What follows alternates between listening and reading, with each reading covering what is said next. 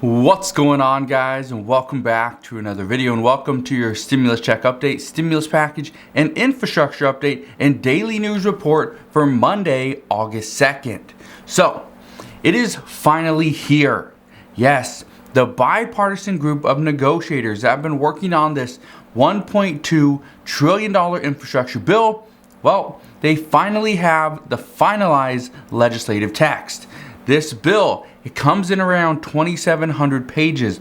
I will be going over this entire bill. I have kind of just gone through it quickly. I will go over this bill, okay? This is going to include about $550 billion in new spending on this $1.2 trillion bill. This is going to be going over the next 5 years. Now, all these different details are extremely important. I'll explain why in just a minute. But this is actually having many progressives extremely upset that only $550 billion is going out. It's about $110 billion every year. However, they do state that we are sending almost $750 billion per year overseas for overseas infrastructure. That's an issue. We get $110 billion a year, and people overseas in other countries are getting $750. That's a huge, huge gap. And that's where progressives are extremely upset. They say we need to spend more money here in the United States. Well, this bill, it also includes about $110 billion for roads and bridges. That's great. About $39 billion for public transit. This is something that many lawmakers were fighting over just last week alone. So this is good that we finally have an agreement here. About $66 billion for railways, $55 billion for water and wastewater, and then billions of dollars more for airports, broadband, and EV charging stations.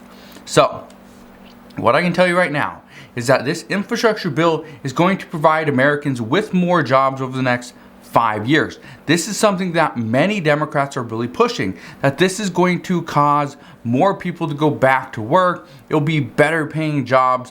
They will receive livable wages and everything in between. But even though this bill will do a lot of good for the American people, it will do a lot of good for the economy as well. However, here's the issue.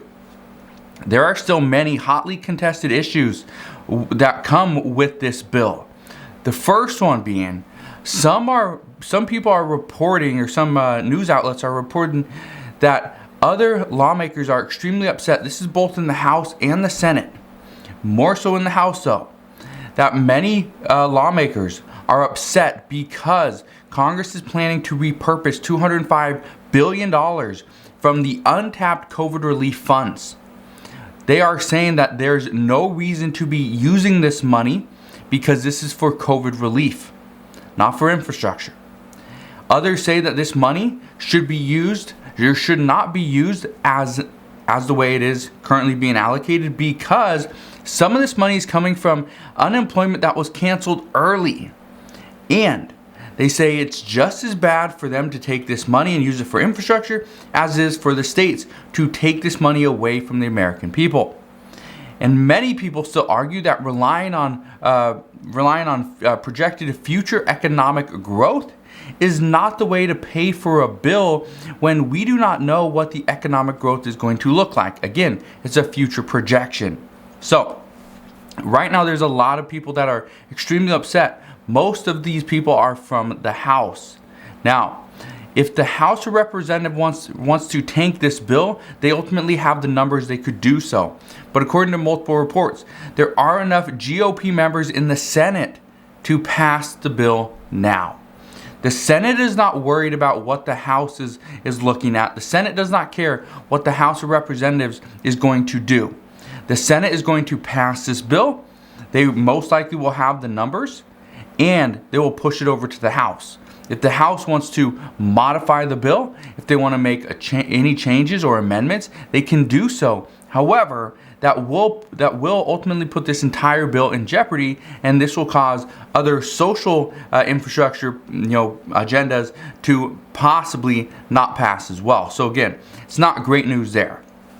However, Senator Schumer over the weekend, he consistently told lawmakers, he consistently told the Senate, if we do not come to an agreement soon, I will keep us here in Washington through our August recess. And they would stay as long as they needed to in order to get these bills done. Again, it's not just the $1.2 trillion infrastructure package that he's trying to pass. It's the $1.2 trillion package along with the $3.5 trillion social infrastructure package, the American Families Plan. Okay? But Schumer stated that they will stay in Washington until they can get both of these bills done. So this is not just an incentive to, hey, if you don't get it done, you don't go on recess. This is also almost a threat to Republicans and to moderates that, hey, let's get this done, because if we don't, we will stay here. So it's not great news, but it is what it is. Now, from what we are hearing, again, there's a lot of stuff going on right now regarding infrastructure, some regarding stimulus, other plans to bring in more money and put it back into the American people's pockets, whether it's through tax breaks or tax incentives or direct payments and cash deposits into our accounts. There's a lot of discussions. But here's something we're hearing. The House at this point will not take up any votes on infrastructure until a budget reconciliation bill is ready to go. Okay? Even Alexandria Ocasio-Cortez, AOC, she stated that there is more than enough House votes to block infrastructure if there is no reconciliation bill. Even Speaker Nancy Pelosi, she's backing progressives. She is backing progressives in the House, and this is making it very difficult for President Biden and Senate Majority Leader Chuck Schumer to get the deal done at this time, because they understand if they go too small, progressives are going to walk. They will not vote for this bill. They will not support it. And if progressives, I think there's like 95 of them in the House, if they do not support this bill, well, it's going to go nowhere. This bill will not have the support, and it will simply sit there, not do anything. So it's because of this, okay, because of all the talks on possibly not having infrastructure and everything else, okay, COVID cases, this is one of the things that we're starting to see. It's because of all this stuff and the possibility of no infrastructure that many lawmakers are asking where President Biden and the Biden administration is with additional stimulus. Additional stimulus. So that means on top of what we're already seeing, the only stimulus really coming out right now, there's a very small amount of rental assistance. There's nutrition assistance that's coming out. Mortgage assistance is coming.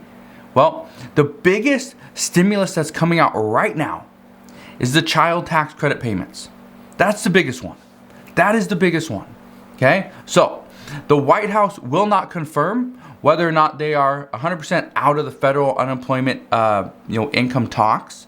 This includes the $300 per week boost in addition to pandemic unemployment assistance. But reports indicate that the White House wants to simply do away with all this additional assistance, and they want to move it towards infrastructure. So we will see. President Biden, he wants to see the rental assistance funds go out immediately. There's no more room to wait. We cannot wait around in this climate simply because the eviction moratorium has expired. It did expire on Saturday evening. More and more economists, they're also, especially lately, are saying that another stimulus check will be needed. Not they recommend it, they urge it. It's something that we should consider. It's this group of economists is saying this will be needed. So they say with case counts surging and businesses most likely having to close, this will cause a huge crisis on top of the eviction crisis that we're already going to see. They say that there's really no additional choice, that we need to figure out a way to provide more income into the American people's pockets. They say that with businesses closing, this will cause another crisis that more people will have to address. If unemployment is not coming, there's no income there, the child tax credits, well, they're not hitting every single American's bank accounts either. So a stimulus check would be the last resort, or some are calling it a final survival payment. Now, that has a horrible sound to it. A final survival payment. That almost means like, hey, if this is, you're gonna get this little payment, and that's gonna be your final survival check. You either live off of it and survive, or you don't and you die. Just sound of it, I don't know, just doesn't sit well with me. Anyway, at this time, the eviction crisis is already beginning. We already are seeing this as of Monday morning. Millions of people will be evicted due to the expiration of the moratorium just this past Saturday. Nancy Pelosi and other top House leaders are pushing the Biden administration, the White House, to try to do something about the eviction moratorium. However, the reports do indicate that right now senators are against any idea of another eviction moratorium. They want to just move on to infrastructure. We cannot keep putting a band-aid on this wound. We have to go and fix it. We got to go to the root of the problem. The problem with that is it's going to take years. It's going to take years to see more houses built. We do not have the supply. We do not have the material. We do not have the crew to work on millions and millions of more houses. We just don't have that. Especially, and this is just one of the reports that came out last week, is one of the things that we saw back in like 2008, 2009, is when we saw the housing market crash. A lot of people that were in flipping and in construction at that time, they left that industry to go somewhere else that was a little bit more of a guarantee. Okay, so we did lose a decent amount of workers, from about 15 or well, actually what, 13 years ago, 12, 13 years ago. So chances are we're not going to see all those people just come back and start building houses and get us back to where we need to be. So some are saying that this could take years. This could take years to get out of this eviction crisis. But again, as I know more there, I promise I'll fill you in on those details as well. However, what we do know, in a joint statement from the House leaders, this is what they had to say, and I quote, "Action is needed, and it must come from the administration. That is why House leadership is calling on the administration to immediately extend the moratorium," which they haven't. "As the CDC doubles down on mask wearing and vaccination efforts, science and reason demand that they must also extend the moratorium in light of the Delta variant. But the problem right now is that infrastructure is seen as more important at this time. Whether it is or not, it doesn't matter. That's the way lawmakers see it. So, what we see moving forward, well, we will have to just wait and see, because as of right now, I don't know what we're going to see. I don't know where President Biden is going to come out and say, hey, I support that, or no, we can't do that. He's done it before, but we'll see what he does again. Now let's get into the COVID news for today. House Foreign Affairs Committee Republicans, they did release their report on the origins of COVID. Here's what they found. They point to evidence that this was a Chinese lab leak and there was genetic modifications and a cover-up. So, 3 issues. They are saying that COVID was released sometime before September 12th, 2019, and this virus was most likely collected from a Yunnan province sometime between 2012 and 2015. So, they've had this for a while. In the Yunnan province, they actually pulled this virus from caves. So, originally, according to their reports, is that yes, this did come from bats. This was most likely a virus from bats. But it's evolved, it's transformed, and it is what it is today. We also learned that over the weekend, Florida has surpassed 2 of their COVID records just recently. On Saturday, Florida had the most daily COVID case counts since the start of the pandemic, which is not good. You don't want to be number 1 in this. And on Sunday, Florida, according to reports, Florida broke its record for hospitalizations in a single day. These are 2 records you do not want to see. The last one that could be, it would be deadly is the death rate, the death toll. So, we'll get more information on this, and as we do, I promise I'll fill you in on that update as well. We also know that health experts are saying that they don't expect full lockdowns like we saw last year. They just don't expect it this year. But they do warn us that there will be more pain and suffering, and we must be ready for that, because that is to come. And it's because of all these new records and all these new mask mandates and vaccine mandates that are starting now that some say we need to provide more for the American people. Right now, it's either get the vaccine or don't. But how do you go or where do you go? Why do you do it, right? What we're saying and what we're hearing is that right now, some Americans are waiting to be enticed with more than just $100, with more than just a free donut, right? The American people want to be enticed. Pay me to go get the vaccine. Give me another stimulus check. Give me another stimulus check and I will get the vaccine. That's what we're hearing. So, as I know more, I promise I'll fill you in on all the latest news and updates. That is what we know as of right now. Again, thank you guys for watching. Have a wonderful rest of your Monday, and I'll see you guys on the next one.